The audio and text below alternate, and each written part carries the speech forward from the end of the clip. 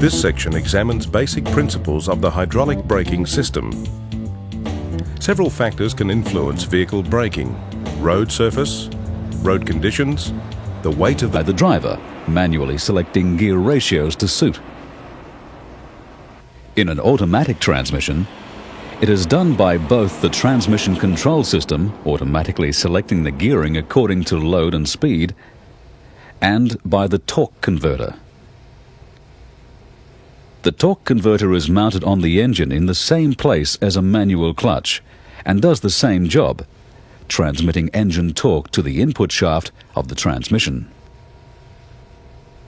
It can also multiply torque according to driving conditions. It's a fluid coupling, with the fluid acting as the driving medium, since none of the converter components are physically connected to the others. It acts as an automatic clutch. At engine idle speeds, it allows the engine to operate while the vehicle is stationary and the transmission is in a drive range. In its simplest form, a single-stage torque converter has three elements: the impeller, the turbine, and stator. All three have angled or curved vanes and are contained in a single casing. They are separated from each other by thrust bearings, but maintain a close relationship for efficient torque transmission. The impeller has a large number of vanes attached to the converter case to form the driving member. The vanes rotate with the casing as the engine rotates. Each one has a slight curvature and is set radially in the case. The turbine is similar in construction to the impeller, but with more vanes and with a greater curvature. The direction of curvature of the turbine vanes is opposite to that of the impeller vanes. The turbine is free to rotate in the casing, and a central spline mates with a spline on the input shaft. When the fluid coming from the impeller rotates the turbine, the transmission input shaft also rotates. Both the impeller and the turbine are fitted with a torus or guide ring. This helps to secure the vanes in position. It also reduces turbulence at the center to improve efficiency. The stator has a small set of curved blades attached to a central hub and is positioned between the impeller and the turbine. The central hub is mounted on a one-way clutch splined to a stator support shaft and fixed to the transmission case. The one-way clutch allows the stator to rotate only in the same direction as the impeller. Trying to rotate the stator in the opposite direction locks the stator on the support shaft and holds it stationary.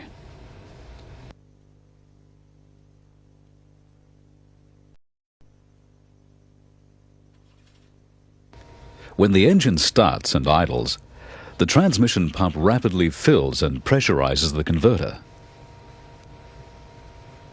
The impeller is driven by the engine and turns at crankshaft speed. With the selector lever in the neutral or park position, the turbine also rotates, carried around by momentum of the fluid. When a drive position is selected, the turbine shaft is locked to the transmission output shaft through the transmission gearing, and the turbine comes to a halt. Centrifugal force throws fluid between the impeller vanes outwards, around the back of the guide ring in a forward direction. This is due to the shape of the casing and the curvature of the vanes. With the engine idling and the vehicle stationary, little torque is transferred from impeller to turbine as the fluid flow is too gentle. When the engine accelerates, higher impeller speed discharges the fluid across and against the turbine vanes with greater force. Fluid exits the impeller at high velocity and enters the turbine at its outer edge. This exerts a turning effort against the back of the turbine vanes, which absorbs energy in the fluid causing the turbine to rotate and transfer the drive to the transmission. The fluid, still at high velocity, now flows between the turbine vanes, leaving the turbine in a direction opposite to impeller rotation. This is due to the curvature of the turbine vanes. Unchecked, this would oppose impeller rotation and reduce turning effort. To defeat this, the stator redirects the fluid. It re-enters the impeller in the same direction as impeller rotation. The fluid strikes the forward face of the stator blades with a backward force, which locks the stator on the one-way clutch. The stationary stator and the angle of the blades change the direction of the fluid flowing between them. The fluid re-enters the impeller at high velocity, in the same direction as impeller rotation. It strikes the back of the impeller vanes with considerable force, giving up energy to assist the engine in turning the impeller. This provides torque multiplication.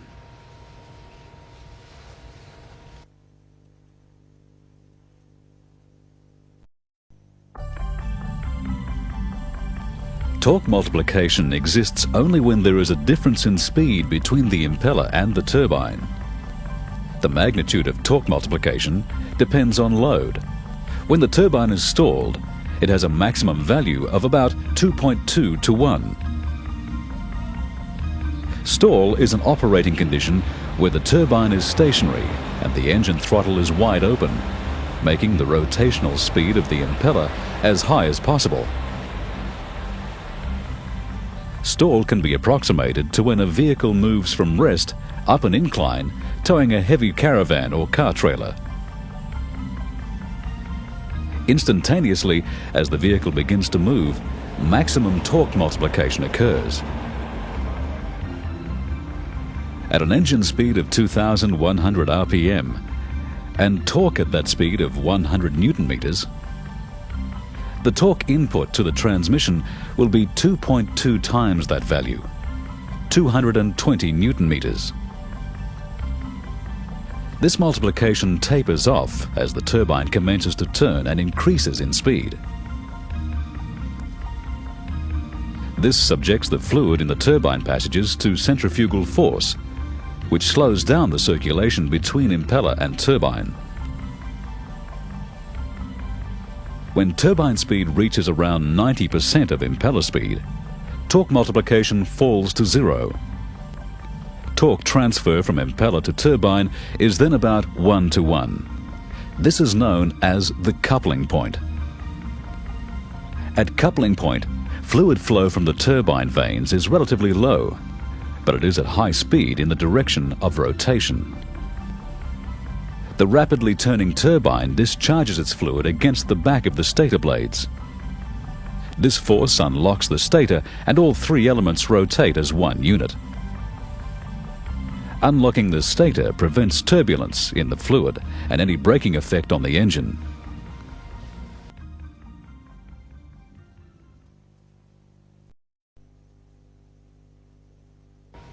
The revolving impeller carries the fluid with it inside the converter casing. The fluid is rotating around the axis of the converter. This is known as the rotary flow. At the same time, centrifugal force moves the fluid outwards, away from the converter axis. During torque multiplication, the shape of the converter case makes the fluid flow in a circular motion through the impeller, turbine, and stator. This is known as the vortex flow. Combining these two fluid flows produces a progressive circular or spiraling motion. This is known as the spiral flow. In a stalled converter, fluid flows at high velocity from the revolving impeller through the stationary turbine and stator. This results in a fast-moving vortex flow and high torque multiplication. When the turbine starts to rotate and increases in speed, the centrifugal force on the fluid in the turbine opposes the high-velocity flow from the impeller. This reduces vortex flow and torque multiplication. At coupling point, The vortex flow of fluid is slight, and there is no torque multiplication. The converter now acts as a fluid coupling. During acceleration or hill climbing, torque needed by the drive shaft can exceed the engine output torque. As a result, the turbine slows, causing an increase in vortex flow. This again causes torque multiplication. The converter automatically adjusts its output within design limits to meet drive shaft requirements.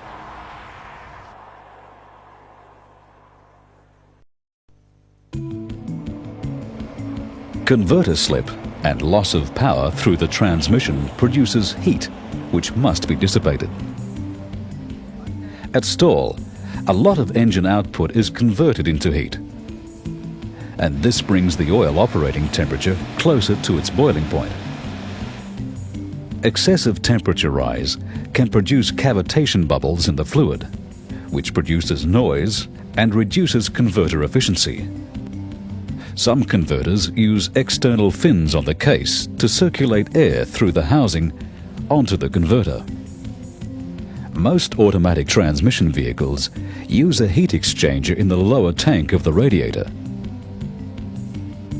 Fluid flows from the pump to the converter, then through the heat exchanger before returning to the transmission.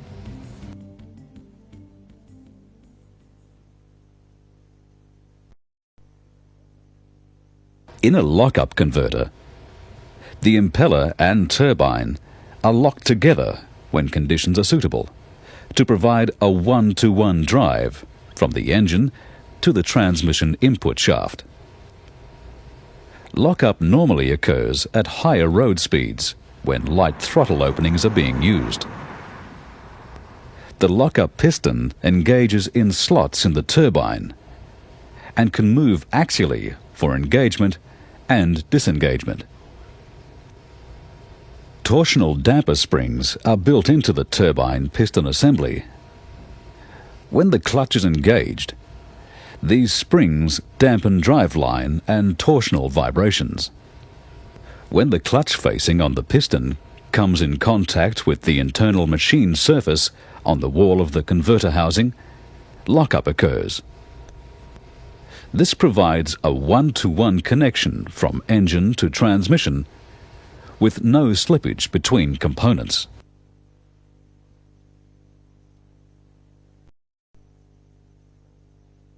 In the Sprague-type one-way clutch, the inner race has a central spline.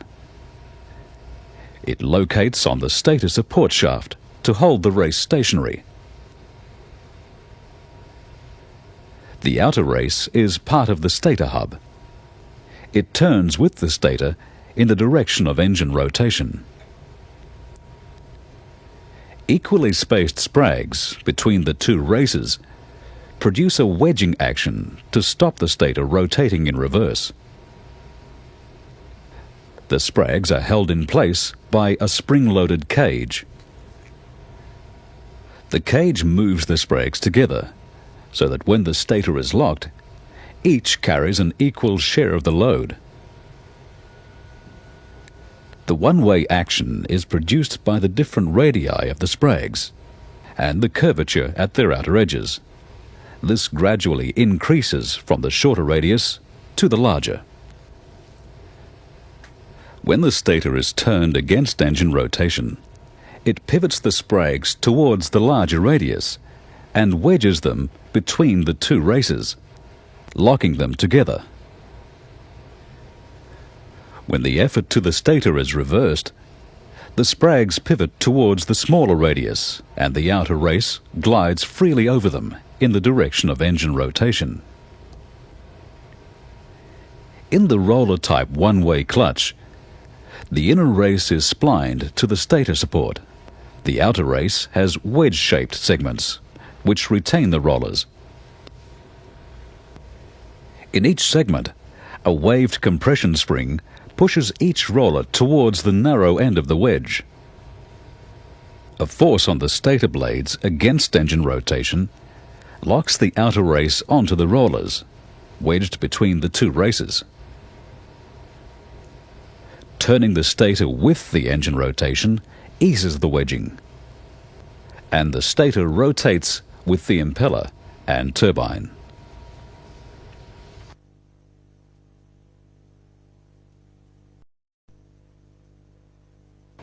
Most automatic transmissions use epicyclic or planetary gears. They are constantly in mesh with each other. A basic planetary gear set has a sun gear which meshes with planet gears, also called planet pinions. The planet pinions, in sets of 3 or more, rotate on bearings, on hardened steel pins, on a planet carrier, which spaces the pinions equally around the sun gear. It also locates them so they can mesh with an internally toothed ring gear. This means the planet pinions are always in mesh with the sun gear and the ring gear. In operation, their motion is described as either walking or as idling. Walking means that if either the sun gear or the ring gear is held stationary, the alternative driving member rotates the planet gears on their pins. This turns the planet carrier in the same direction as the driving member. Planet gears always turn in the same direction on their pins as planet carrier rotation. While they walk around a stationary sun gear, they always turn in the opposite direction on their pins while walking inside a stationary ring gear. Idling refers to the rotation of the planet gears on their pins whenever the planet carrier is stationary. Torque is transmitted from the sun gear to the ring gear or from the ring gear to the sun gear via the planet gears and the stationary carrier. In both cases, the driven member is turned in the opposite direction to the driving member. To provide the ratios available from the gear set, one or more of the components must be held or released. This is normally done by hydraulic servos, operated by transmission fluid under pressure, acting on lined bands or clutches, or by one-way clutches. They allow turning in one direction, but act as a lock-up or reaction member in the opposite direction. In practice, a combination of these is normally used.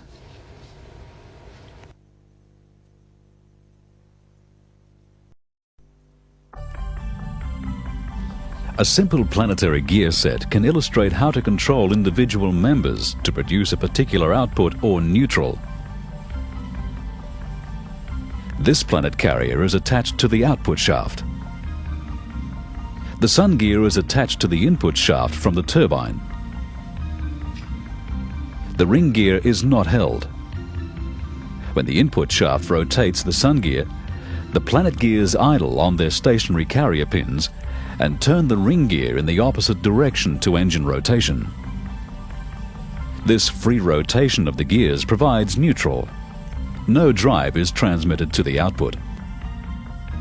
For low gear, a brake band anchored to the transmission case is placed around the ring gear. Applying this holds the ring gear stationary. Now when the sun gear rotates, the planet gears can no longer idle. They must walk around the inside of the stationary ring gear. The planet carrier must move with them in the same direction as engine rotation, but at a slower speed, and with an increase in torque. A direct drive or top gear condition with a 1-to-1 ratio is obtained by locking together any two members of the gear set. A multi-plate clutch can be used for this purpose.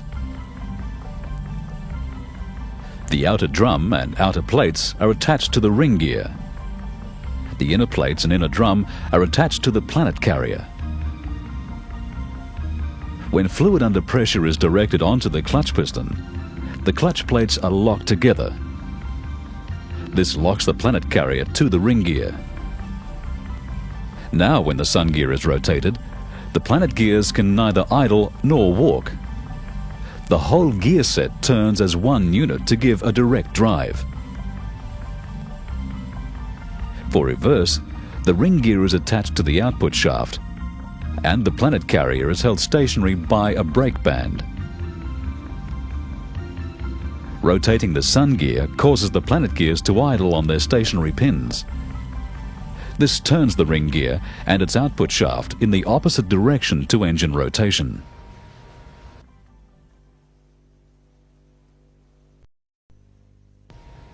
The simple gear set illustrates basic principles, but it can't obtain all the ratios required.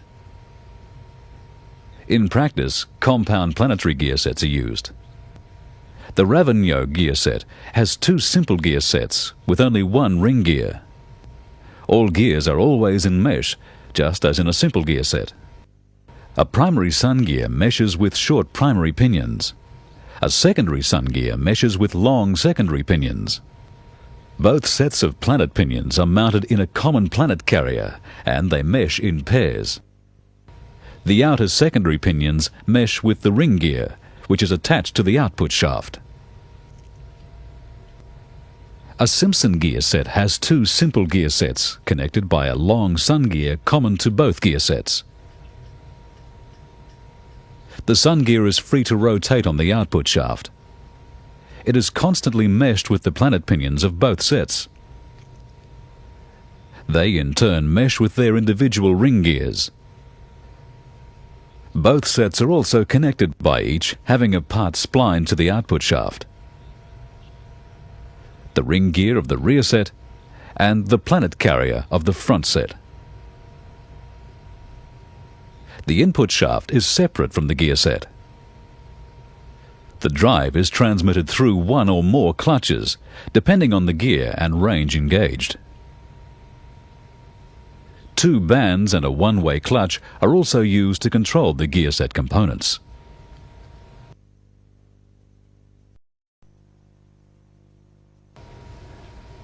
All bands are externally contracting types and have a thin layer of plain or grooved friction material bonded onto a spring steel or cast steel backing. One end of the band rests against a stop or strut in the transmission case. The other end accommodates a pushrod or linkage from a hydraulically operated servo, which contracts the band onto the drum. The simplest servo consists of a cylinder containing a piston return spring, and a pushrod. Fluid leakage past the piston is normally prevented by neoprene-type seals. Fluid under pressure is directed onto the piston in the closed cylinder, moving it to apply the band. When this fluid is dumped or exhausted from the supply line, the spring returns the piston, and the flexible band springs back to its released position. In a pressure release type servo, the band is applied in the normal way by fluid pressure acting on the piston head. However, this fluid is not dumped to accomplish band release. Release is obtained by supplying fluid at the same pressure to the opposite side of the piston. As soon as pressure is equal on both sides of the piston is moved to the release position by the force of the return spring acting on the release side. The band speed of application or release is controlled by the rate at which fluid on the release side enters or leaves the servo. When admitting release fluid is unrestricted, the band is released quickly. When dumping it is unrestricted, a snap band application occurs. This is because fluid under pressure is already acting on the servo piston. Pressure release servos can also have pistons with unequal areas. In this case, the release side has a larger surface area than the apply side. The band is brought into operation by directing fluid onto the reduced area that surrounds the hollow portion, accommodating the return spring. When fluid at the same pressure is directed to the release side, the differential area results in a higher release force. The band can be released even while apply fluid continues to exert force on the piston. The fluid directed to the release side can be directed at the same time to a clutch piston to bring the next component into operation.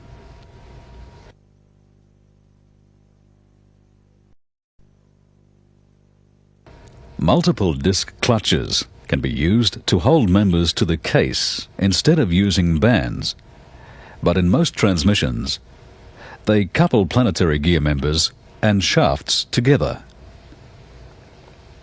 A servo-operated band can only hold a member stationary, but multiple disc clutches can hold or drive individual members. They have a set of driving plates and a set of driven plates, collectively called a clutch pack. Both sets may be spring steel, but one has friction material bonded onto both faces. And since they operate in the transmission fluid, they are called wet clutches. The friction material may be plain or grooved. Grooving allows for fluid to escape from between the plates when the clutch engages. The steel plates may be dished or waved, with alternate high and low segments. This design promotes smooth engagement. The size and number of plates in a clutch pack depends on the maximum torque it is required to transmit. 3 to 5 plates of each type are commonly used. The plates are pressed together for engagement by a hydraulically operated piston. It moves in a short cylinder in a clutch drum, or in a cylinder machined in the casing. Release can be effected by one large coil spring or by a pack containing many small springs. When a diaphragm spring is used, it gives extra leverage to increase the apply force as well as providing the release force. The outer circumference of the diaphragm spring rests against a step in the clutch drum. The piston pushes against the inner circumference of the spring to apply the clutch. The force exerted on the clutch pack is multiplied by leverage from the diaphragm as it pivots against the pressure plate.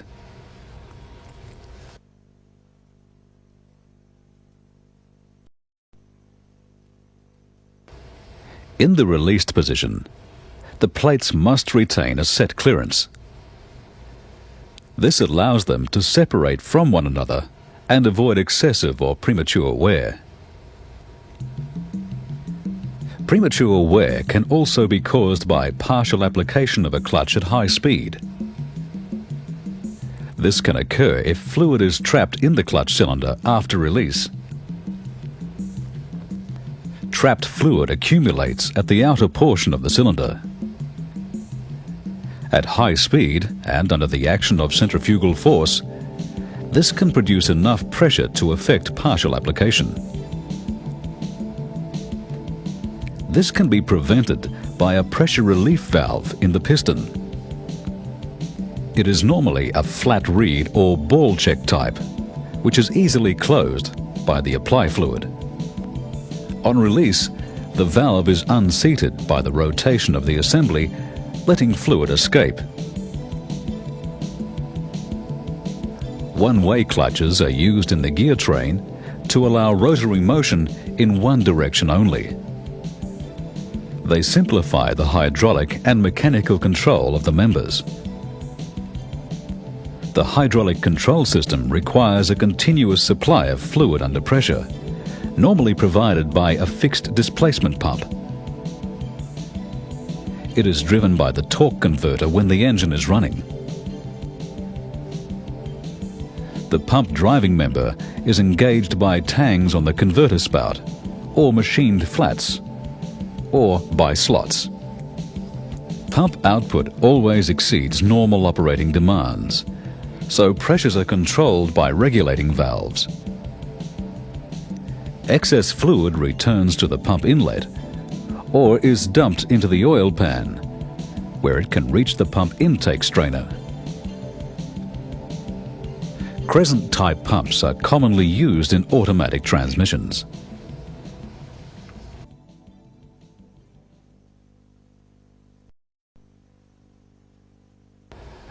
A fully hydraulically controlled transmission controls the shift points by a hydraulic control unit or valve body. Fluid for transmission operation and lubrication is supplied by the pump. Pressure control valves determine the pressures in the system according to operating conditions.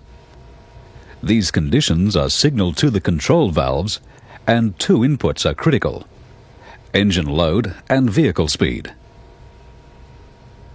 The engine load signal can come via a cable connected to the throttle linkage. The speed signal is provided by a governor valve attached to the transmission output shaft. In an electronically controlled transmission, the speed of the vehicle and the throttle opening are sensed by the vehicle speed sensor and the throttle position sensor. This information is sent as electrical signals to an ECU. The ECU combines this input data with information in its memory, then sends output signals to electrical solenoids in the hydraulic control unit. The solenoids control the movement of the shift valves, which in turn controls the shifting of the transmission.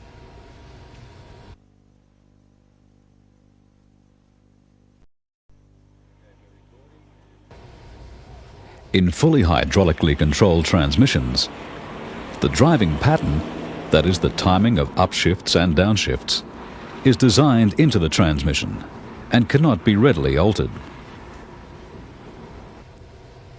In the electronically controlled transmission, the ECU can store different driving patterns.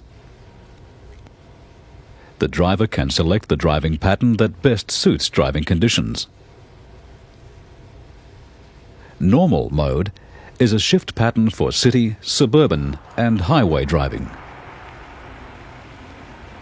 Gear changes are compatible with both low fuel consumption and good accelerating performance. In power mode, upshifts or downshifts occur at higher speeds than in normal mode. It suits heavy acceleration and brisk driving.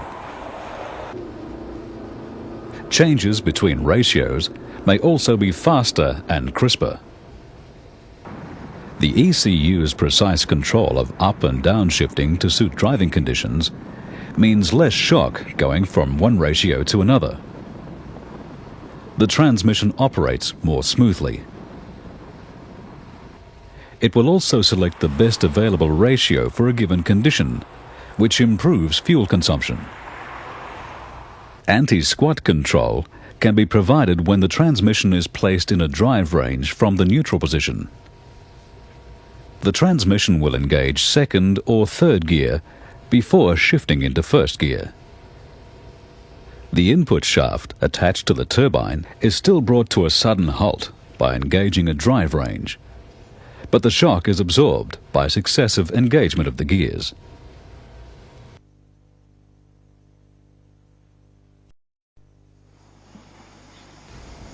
Some vehicles can identify and adapt to a driver's individual style and to environmental conditions. Electronic shift programs are expanded to include these extra functions. Identifying driving style means characteristic accelerator pedal movements are used to decide how the driver prefers the transmission to shift. 4 functions can be derived from these patterns.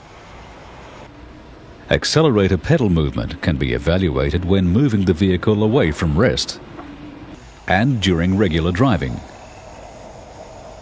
The length and frequency of kickdown periods can be evaluated, and the speed of accelerator pedal movement, or kick fast. This data from a throttle position sensor, together with vehicle road speed, can identify driving style. One of 4 shift programs can then be initiated. Shift Program 1 caters for exceptional journey comfort and low fuel consumption. Program 2 for normal comfort and low fuel consumption. Program 3 is for sporting drivers. And Program 4 caters for exceptionally keen sporting drivers. Programs 1 and 2 cover the largest percentage of driving styles. Since driver responses can vary considerably within a short time, depending on traffic and road conditions, response patterns are analysed continuously. If a driver's requirements change suddenly after a stop, the driving style identification circuits within the control unit must respond quickly. For this reason, assessment of moving the vehicle from rest takes priority over the other 3 assessments.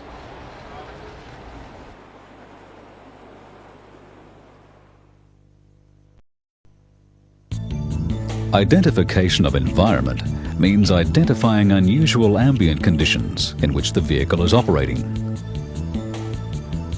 Slippery conditions require a gear ratio which enhances traction and the stability of motion of the vehicle.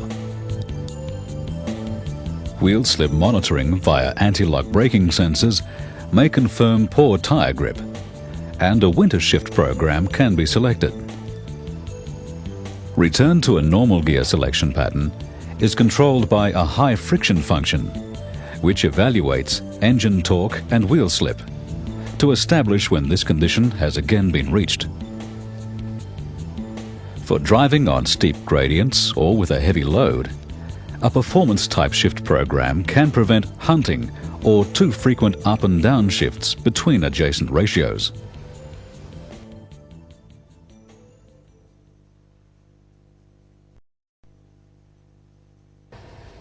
In specific driving situations, it can be beneficial to select a gear not normally selected in a shift program.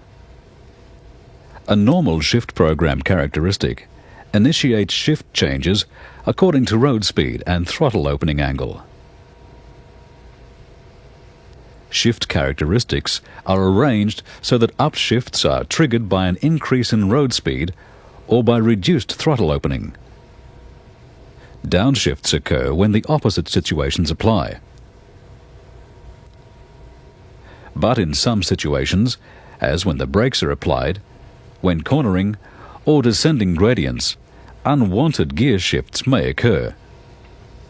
If additional inputs are used to determine these circumstances, then an optimum ratio can be selected. 4 special functions are provided: fast-off identification, downhill gradient identification, corner identification, and stop-and-go identification.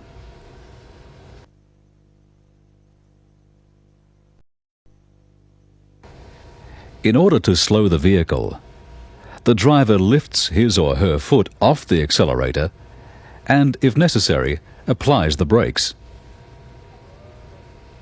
In normal driving, closing the throttle prompts the transmission to upshift to a higher ratio if it is not already in top gear.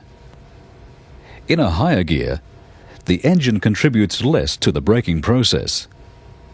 And when the accelerator is depressed again, a downshift usually takes place.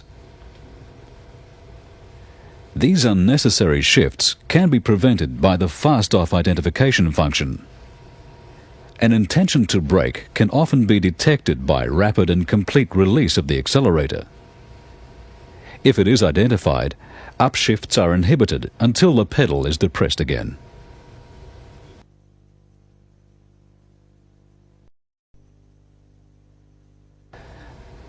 The fast-off identification function can also apply when the vehicle approaches a corner. Rapidly releasing the accelerator may inhibit an upshift if the vehicle is not already in top gear. But if upshift has been avoided by fast-off identification, it is still not desirable to upshift on the actual corner, even if the accelerator is depressed again. So, upshifts are prevented when a preset rate of lateral acceleration is exceeded. The radius of the curve is determined by comparing the rotating speeds of the inner and outer front wheels when the vehicle is not travelling in a straight line.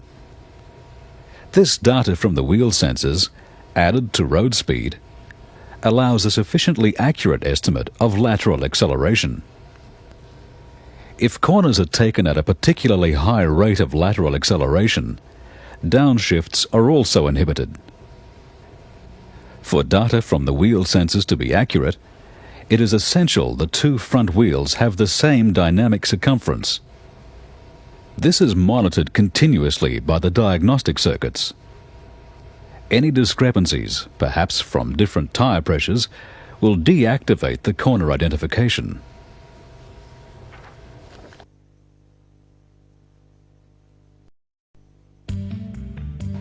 On a downhill gradient, if an upshift occurs when the accelerator is released, there is no engine braking. To stop, the driver would need to apply greater force to the brakes. And vehicle road speed tends to increase even if the accelerator is not touched. Identifying a closed throttle and increasing road speed causes the system to respond initially by preventing further upshifts. If brakes are then applied, a single downshift takes place. Downshift only occurs below a preset engine speed. This avoids application of peak engine braking torque. The downhill identification gradient mode becomes inactive once the accelerator is depressed again.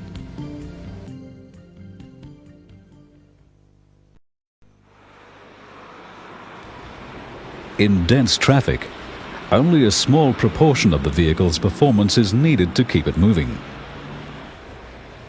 For a powerful vehicle, second gear is adequate when accelerating from a standstill. A stop-and-go situation is identified if the throttle opening angle and the road speed remain below preset limits for a given period of time. This prevents shifting down to first gear. That makes progress smoother, lowers fuel consumption, and reduces any tendency to creep forward from a standstill. When the preset load speed range is exceeded, first gear is no longer inhibited.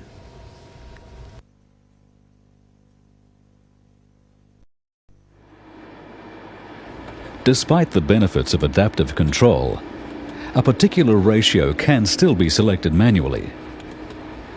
In Steptronic applications, the manual program is available by moving the selector lever to the left of the D position. Automatic changes continue in a sport program until the lever is operated in a one-touch movement towards the manual mode. Forward movement changes the transmission to a higher gear. Backward movement to a lower gear. Overspeed protection prevents a gear engagement lower than the governed engine speed. And when a low ratio is selected for acceleration, a shift up to the next higher gear takes place shortly before the governed speed is reached.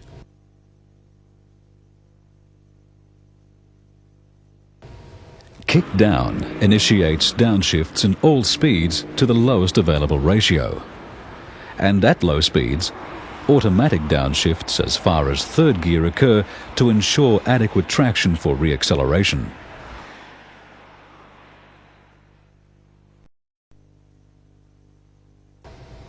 A continuously variable transmission has no fixed gear ratio changes. Changes occur in a smooth, stepless progression to suit speed and load conditions. Once a drive range is selected, a belt and pulley system continuously varies drive ratios and transmits the drive to the final drive gears. This application has an electronically controlled magnetic clutch. A small gap between the driving and driven members is filled with magnetic powder. A coil on the driving member receives electrical current via two slip rings and brushes. Current through the coil generates a magnetic force that links up the magnetic powder in a chain fashion. Torque is transmitted from the driving member to the driven member. Clutch current is controlled by a transmission computer, reacting to input data about vehicle operating conditions. At idle speeds with the vehicle stationary, current flow is small, which allows slippage between engine and transmission. As the accelerator is depressed, the computer delivers more current to the coils. The powder locks the engine rigidly to the transmission input shaft. With the engine off, or the selector in park or neutral, reverse direct current sent to the coil demagnetizes the clutch powder and releases the clutch completely.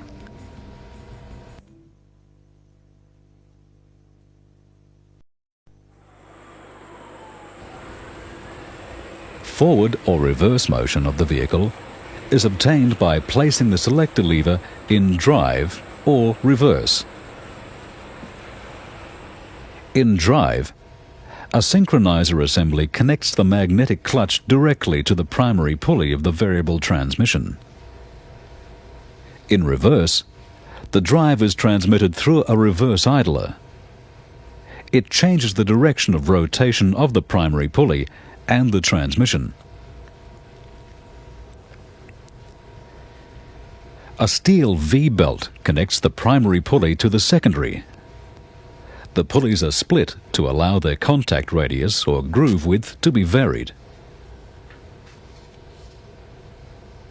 Hydraulic pressure from an engine-driven pump and a computerized hydraulic control system moves one side of each pulley inward or outward. This widens or narrows the pulleys, but the V-belt stays taut at all times. In a widened pulley, the belt rides down to the bottom of the groove. When the pulley is narrowed, it rides up to the top. This creates different size pulleys, which act like gears of different sizes to provide varying gear ratios. When the primary or drive pulley is widest and the secondary or driven pulley is narrowest, it creates a low ratio of approximately 2.5 to 1. When the pulleys are the same size, a 1-to-1 direct drive gear ratio is created. With the drive pulley narrowest and the driven pulley widest, an overdrive ratio of about 0.5 to 1 is created. Between these extremes, the variation in pulley widths provides a stepless range of gear ratios which is not linear, as in a manual transmission. It is expressed as the region, bound by the maximum and minimum pulley ratio. This allows the engine to run in its most efficient speed range for fuel consumption and maximum torque output.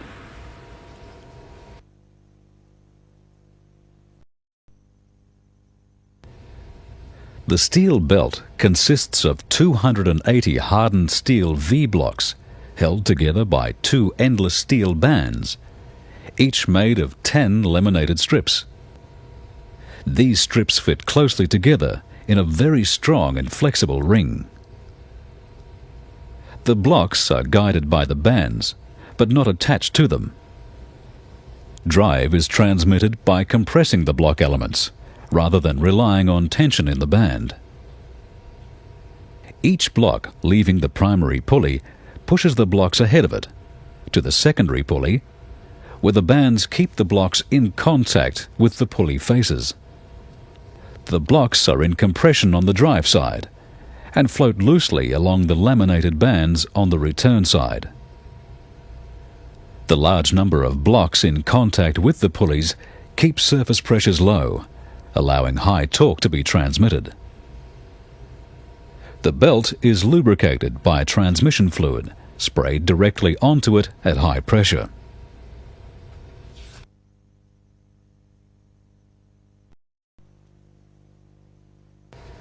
The secondary pulley shaft is splined to a helical reduction drive gear. It meshes with a similar reduction driven gear, splined to the final drive pinion shaft. The final drive pinion meshes with the final drive ring gear to transmit the drive to the differential case. Selecting D provides a normal driving mode from start-off to maximum speed. Speed change occurs between 1600 and 4000 RPM, depending on whether acceleration is gradual or rapid. At cruising speed, when pressure on the accelerator is reduced, the pulley ratio is at a maximum and the transmission is in overdrive.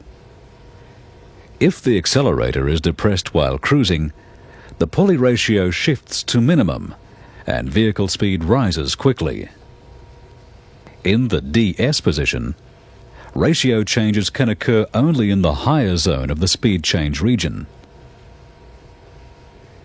In reverse, the pulleys are locked in a low ratio position.